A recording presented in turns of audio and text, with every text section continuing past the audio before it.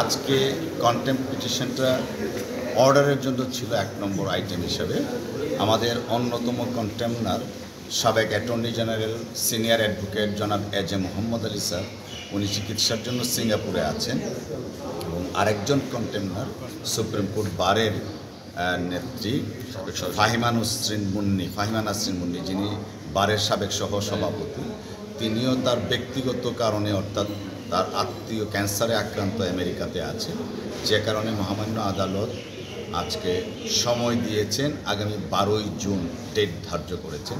এর মধ্যে তিনি নির্দেশনা দিয়েছেন এই দুইজন যে উপস্থিত নেই সেই অনুপস্থিতিটা লিখিতভাবে জানানোর জন্য।